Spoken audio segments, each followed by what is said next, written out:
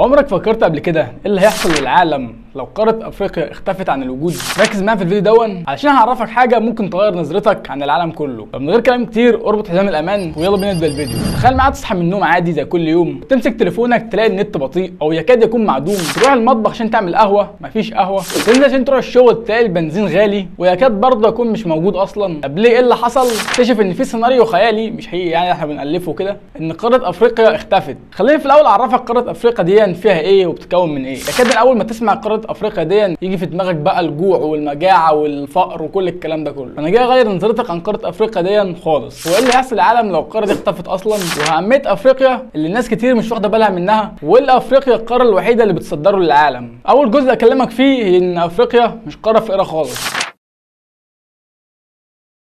خليني اقول لك افريقيا دي عباره عن ايه اصلا. قاره افريقيا دي المشاهده من اكبر القارات في العالم من حيث السكان والمساحه، موجوده في نص العالم الجنوبي، بتبدا في البحر المتوسط في الشمال وبتوصل لحد المحيط في الجنوب، ومن ناحيه الشرق بيحدها البحر الاحمر والمحيط الهندي، من ناحيه الغرب المحيط الاطلنطي. افريقيا فيها 54 دوله والدوله اللي معترف بيها، وكل دوله لها ثقافتها ولغتها وعاداتها المختلفه، وعشان كده هتلاقي ان القاره دي فيها تنوع رهيب من كل حاجه سواء في الناس او الطبيعه. اللي يميز افريقيا بعد المشاهد ان فيها اماكن كتير مشهوره زي نهر النيل اللي هو اكبر نهر في العالم، وكمان فيها الصحراء الكبرى واللي تعتبر اكبر صحراء سخنه على الكوكب كله. افريقيا زي المشاهد بتمتلك اكبر احتياطي في العالم من الذهب والكوبالت والبلاتين والالماس. اكتر من 60% من مساحه افريقيا هي اراضي زراعيه واللي غير مستخدمه في العالم، واللي فيها اكبر نسبه من الشباب في العالم، وده اللي بيخليها قاره المستقبل، واللي بتنتج ملايين من الاطنان المواد الخام اللي العالم كله بيعتمد عليها. يعني ببساطه افريقيا هي العمود الفقري الصامت للعالم. لو افريقيا اختفت بقى، اول حاجه وان العالم كله هيواجه كارثه تكنولوجيه. اغلب الاجهزه اللي احنا بنستخدمها في حياتنا الطبيعيه سواء بقى من موبايلات، كمبيوتر، لابتوب، عربيات، فيها معدن اسمه الكوبالت. وفي افريقيا والكونغو بالتحديد بتنتج اكتر من 70% من الكوبالت اللي موجود في العالم كله. تخيل معايا الرقم دون لانه رقم كبير. لو افريقيا اختفت عن العالم فتصدير الكوبالت هيقف تماما، بمعنى ان التصدير التكنولوجي نفسه هيقف او هيتشل بمعنى صح. تاني حاجه انهيار اقتصادي عالمي للعالم كله. افريقيا زي المشاهد بتصدر معادن اساسيه لكل الصناعات زي النحاس والذهب والبوكسيت، والبوكسيت ده زي المشاهد اللي منه بيجي الالومنيوم وحتى اليورانيوم. اتفاق قاره افريقيا زي المشاهد هي بكل بساطه هتوقف سلاسل التوريد، مصانع كتير هتقفل في العالم، بطاله هتزيد والاسواق بتنهار. تالت حاجه وهو الجوع العالمي اللي هيبقى في العالم كله.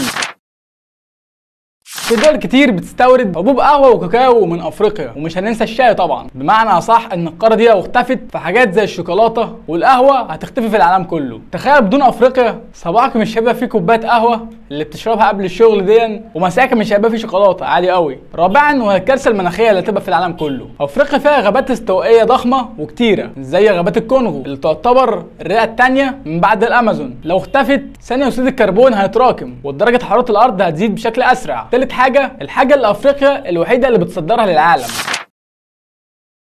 70% من الكاكاو الموجود في العالم بيجي من غرب افريقيا، خاصة بيجي من ساحل العاج وغانا. الكوبالت زي ما قلنا اكتر من 70% من الانتاج العالمي بيجي من افريقيا. الذهب والالماس بعض من اكبر مناجم العالم موجودة في جنوب ووسط افريقيا. البشر الشباب، افريقيا هي اكبر قارة من حيث متوسط العمر، دي ميزة رهيبة للقوى العالمية في المستقبل. افريقيا هي مستقبل العالم، عندها طاقات نظيفة وضخمة، شمس ورياح وانهار، وغير كده عندها فرص استثمار مهولة. سكانها هيزيدوا ل 2.5 مليار بحلول 2050، يعني قوة شرائية ضخمة. لو تم استغلالها صح افريقيا هتبقى بكل بساطة محرك الاقتصاد العالمي. الخلاصة عزيزي المشاهد، افريقيا مش مجرد قارة عادية، ده العمود الفقري للعالم كله، التكنولوجيا والغذاء والمناخ والطاقة. ولو اختفت العالم مش هيفقد قارة عادية، لا ده هيفقد مستقبله كله. فالمفروض نسأل نفسنا مش ايه اللي هيحصل لو افريقيا اختفت، لكن ازاي نبدأ نحترم وندعم القارة اللي العالم كله بيعتمد عليها. وفي نهاية الفيديو النهارده ما تنساش دعم بلايك وتشترك في قناتك وتشترك وتفعل زر الجرس عشان كل جديد، وقول لي رايك في التعليقات.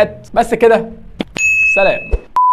تروح المطبخ عشان تعمل قهوه مفيش قهوه، مليني يا اسطى اللي بتاع ده. بس انت عرفتني انهي واحد؟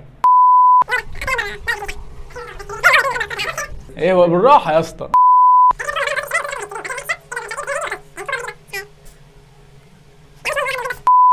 السعوديه مش عايز فيها كعب ولا اي حاجه، وانا بتكلم يا عم عايز دكر يجي يكلمني. الله يرحمه. ابن اي حد. 70% من الكواكب 70% من الشمس خش على مدار الكون. يا ابني ايه ده؟ بعض من اكبر المناجم في العالم موجوده في جنوب وسط افريقيا. ايه؟ ولا بالراحه، قول كلمه كلمه يا اسطى. الذهب والالماس. الدهب والالماس في العالم موجوده في جنوب وسط افريقيا. ما انا هعمل ليك كده زي العيال الصغير، هعمل ايه؟ موجوده فين؟ في العالم موجوده في جنوب. ايه ده يا اسطى؟